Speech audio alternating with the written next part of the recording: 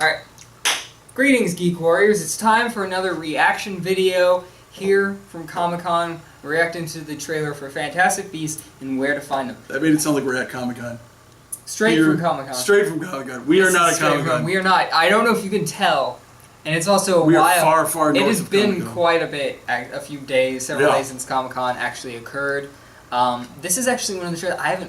No one has been talking about this trailer. I haven't seen much chatter about this. I heard negative things about the presentation. Apparently, at the presentation, he handed out wands. Eddie Redmayne showed up and handed wands out to everybody, and then everybody sat there, watched the trailer, clapped politely, and moved on. That's what I heard.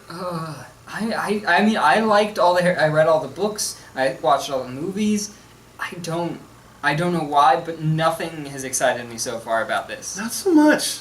Like, when I first heard it was happening, I had this book. There was a none little of the... book. Oh, okay. It's not the same as this. It's like a textbook type thing. Yeah. You basically just flip through it, tells you different creatures and what they like, stuff about them real quick. It's very small. It was just a little thing. And this movie is about the author of that book. Yeah. The author of like the real textbook that's actually probably bigger than that tiny little thing that I got. Yeah. But I would like hearing this was happening. I was excited. Seeing the little teasers and stuff we got, nothing. I have no interest. I think part of what we're waiting for is really, if it's a movie about Fantastic Beasts and Where to Find Them, we're hoping to see the Beasts. We got a little bit in that last one, but I feel like there's not much. Though. It's riding too much on Harry Potter. It's related to Harry Potter rather than giving us something showing to Eddie make Redmayne with a wand. Yeah, to make us feel like, oh, this is why do we want to see this movie? Yeah. Beyond that. Yeah. And I just don't think we... Alright, let's just watch this. Let's just watch it. Then we'll... I gotta say, one thing, if they ever are thinking of branching out for projects, I want to see a cop show based in Harry Potter's world. Like, I want to see, like... like, what are they called? NYPD Horrors. And like... They have a name. They're Horrors. Horrors, yeah. Yeah. So I want to see that, and I want to see them, like, you know, they get up in the morning, and, like, they show up at a crime scene. What do we have here? And it's like, well, and they do a little wand thing, and it, like, reenacts the crime scene. I will probably see a little bit, I bet. Like, that would be amazing, and I think you could do it without doing a ton of special effects or doing really cheap special effects. Alright. So... yeah, that could be pretty fun. That'd be badass.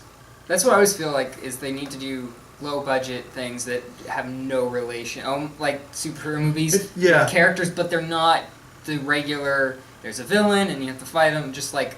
something well, different. like Agents of S.H.I.E.L.D. Is a perfect example of, like, you took a thing from that world that doesn't have as much special effects going on, and you did a side version of it, and initially it wasn't great, but now it's worked out and it's doing pretty well, and now they're getting Ghost Rider. We are really pushing off this trailer. Let's yeah. watch it, anyway, shall we? let's watch it. Here we go. Because people are getting antsy and probably left. It was like a ghost. I saw its eyes, shining white eyes, and it dove down underground.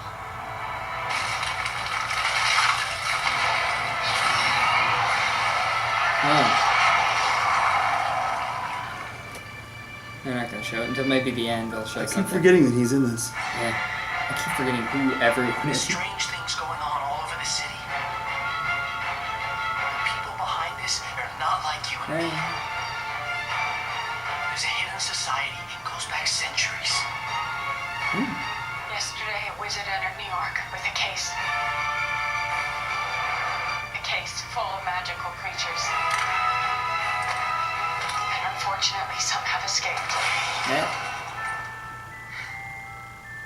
Teeny, you brought Meg home. It's Mr. Scamander. He's lost something. I'm going to help him find it. I'm going to recapture my creatures before they get hurt. They're currently in alien terrain, surrounded by millions of the most vicious creatures on the planet. Humans. John Voight? Yeah. You didn't know he's in it?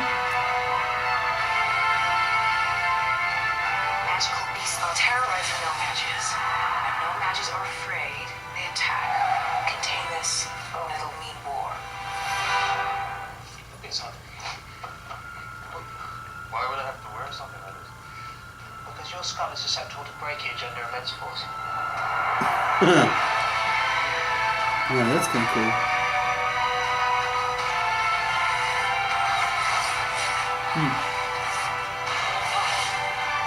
Oh.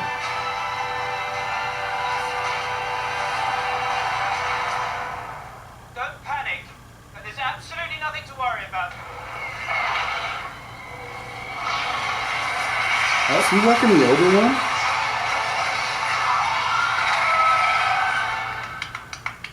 I want to be the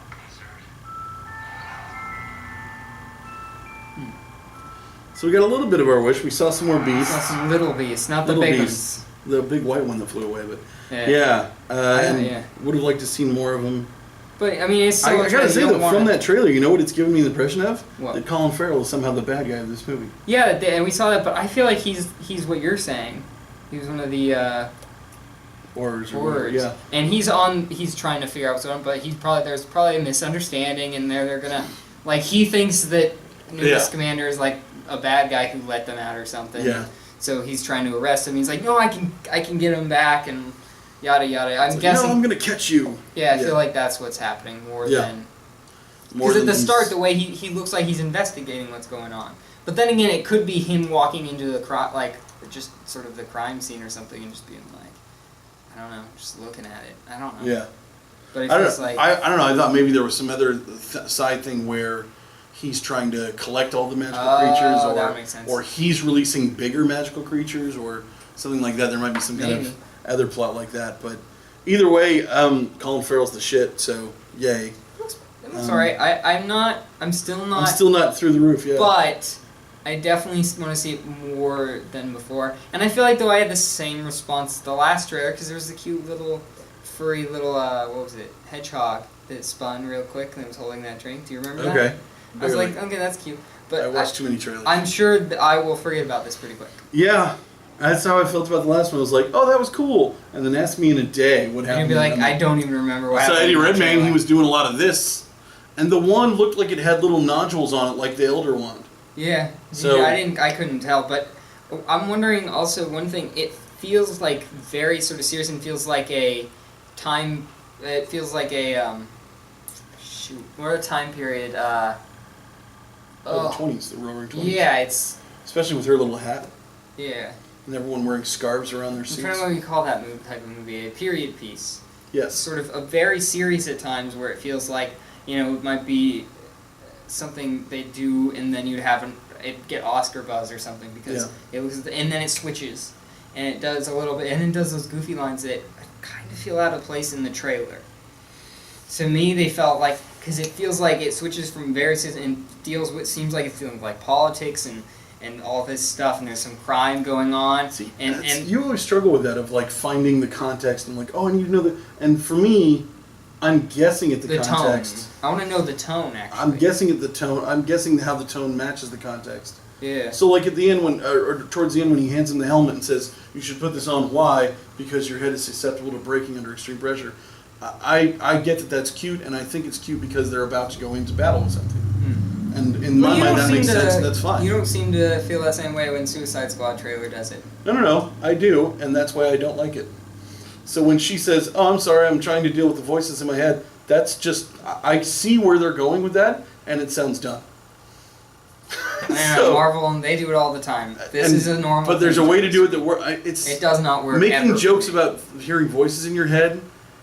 It's just almost never funny to me.